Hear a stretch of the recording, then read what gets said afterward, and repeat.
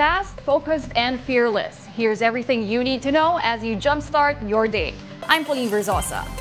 President Bongbong Marcos condemned China's policy of arresting foreign nationals trespassing their claimed territories in the West Philippine Sea. The Chinese government tasked their Coast Guard to detain trespassers for up to 60 days starting in June.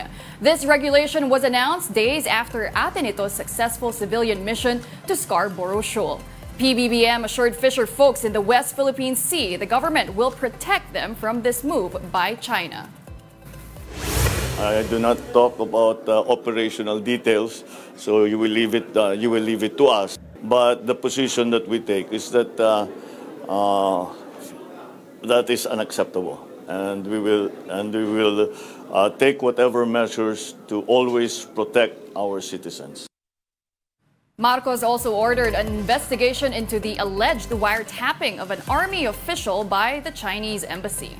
Recall the Chinese embassy claimed that they have the audio recording of their discussion about the so-called new model in the West Philippine Sea with former AFP Western Command Chief Alberto Carlos. Marcos still insisted this conversation did not happen. If it does exist, it's in the possession of the Chinese embassy and the Chinese government. So until they release it,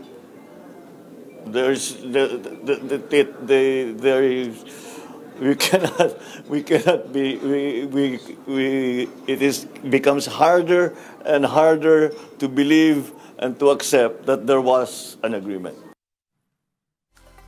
A security analyst weighs in on China's new policy to detain those it deems trespassers at sea. Chester Cabalza, founder and president of International Development and Security Cooperation, says this is Beijing's response to the successful civilian mission of Aten Ito coalition in the West Philippine Sea. He adds that more civilian mission will be a concern for China. Well, this is a reaction to the successful flotilla of our civilian forces in the Scarborough Shoal. And it shows China's preposterous movement right now. It's a question of, are they afraid of our people power? Is this a tactic to intimidate us also?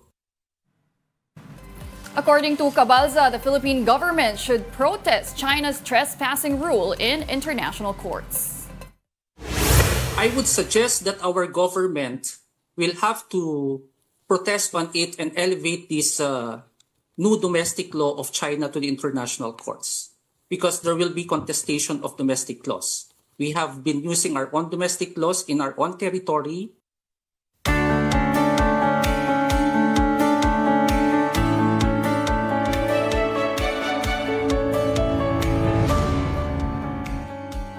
Two Chinese warships arrived in Cambodia on Sunday to participate in the largest joint military exercise between the two countries. The 15-day military drills will focus on land and sea operations and will involve over 2,000 personnel from both China and Cambodia.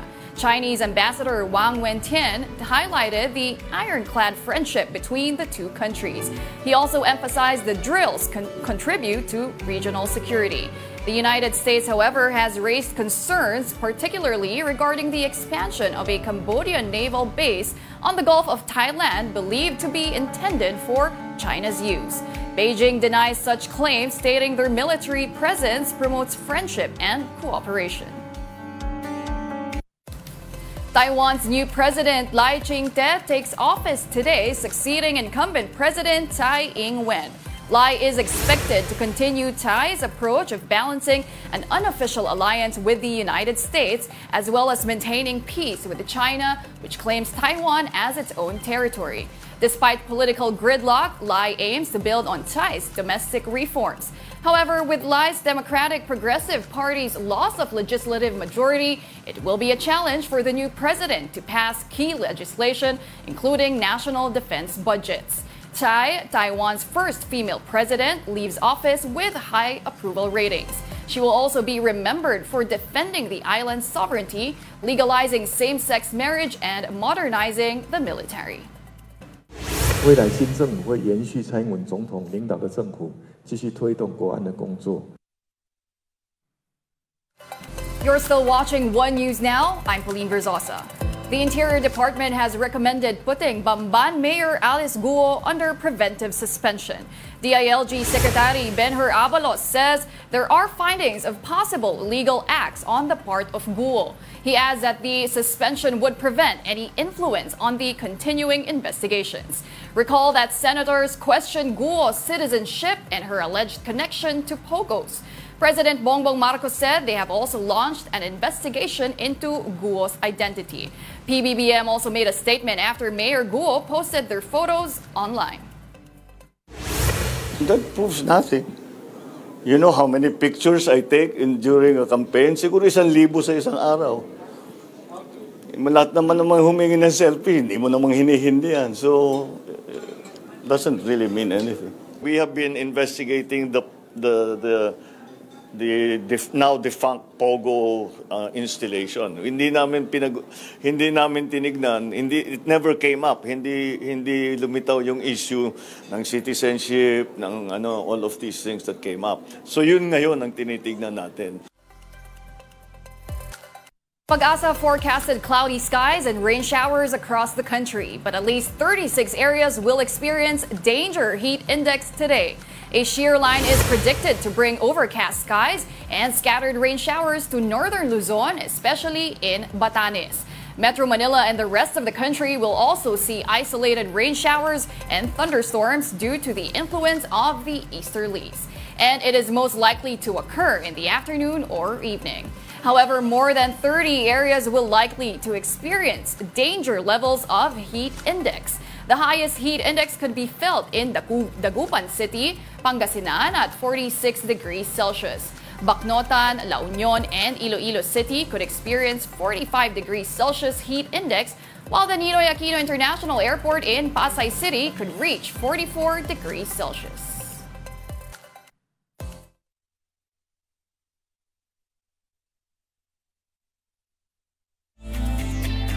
A slight decrease in dengue cases nationwide. DOH says that this is attributed to more frequent isolated thunderstorms and rain showers. From March 24 to April 6, cases dropped from 5,380 to 5,211 in the subsequent period of April 7 to April 20. But from April 21 to May 4, DOH sees a 30% decline with 3,634 reported cases. Despite the decrease, DOH urges caution as late reports might alter the current figures. Dengue, a mosquito-borne virus, often presents with high fever, severe headache, and muscle pain, with severe cases potentially fatal. With this, Health Secretary Ted Herbosa emphasizes the importance of eliminating mosquito breeding sites and using protective measures to sustain the decline in dengue cases.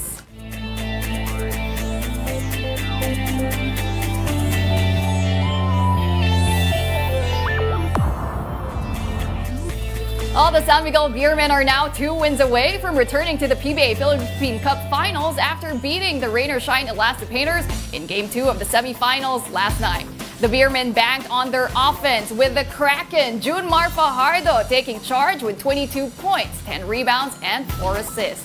Rain or Shine tried to keep SMB at bay in the first half, but the Beermen unleashed a 19-2 run heading into the final quarter. The Beermen took win number 2, dominating the Elastic Painters 106-89.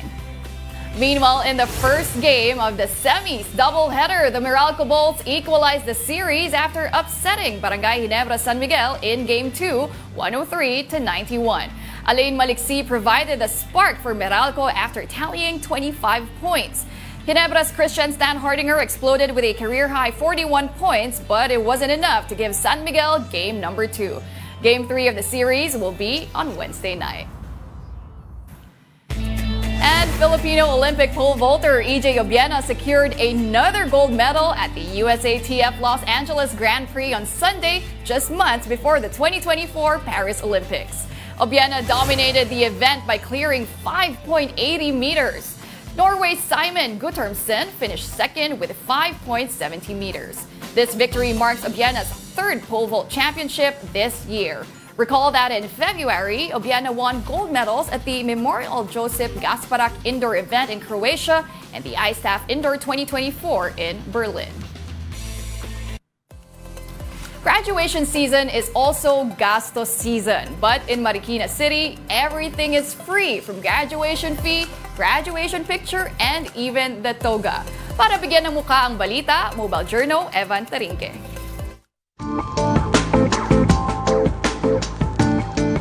Uy! Graduation season na!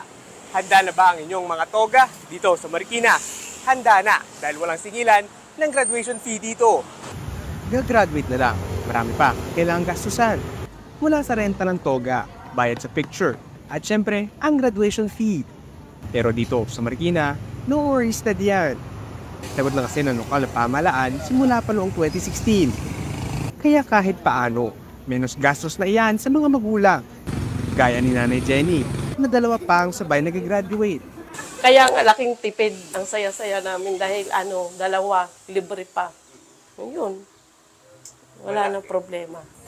Pero paglilinaw, para sa mga graduating public elementary at high school students lang ito Para bawas na sa isipin, iniisip ng ating mga magulang at mailaan na lang yung kanilang matitipid sa ibang mga bagay.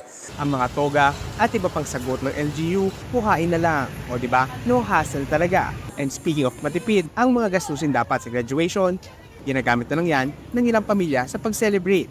Reward para sa mga paghihirap na tiniis at pinagdaanan ng kanilang mga anak. Pwede mo siyang ipanggastos, pambiling bigas, pambiling ulam, pangkain pagkatapos ng graduation, kung sakali. Ang graduation talaga sineselebrate yan kahit na sino. Isa kasi niyang malaking achievement na pinaghihirapan makamit. Mobile Journal, Ivan Tarinque po, hatid ang mukha ng balita. And those are the top stories of the hour. Join us later at 9 a.m. as we continue to monitor the day's biggest stories. I'm Pauline Verzosa. We are One News.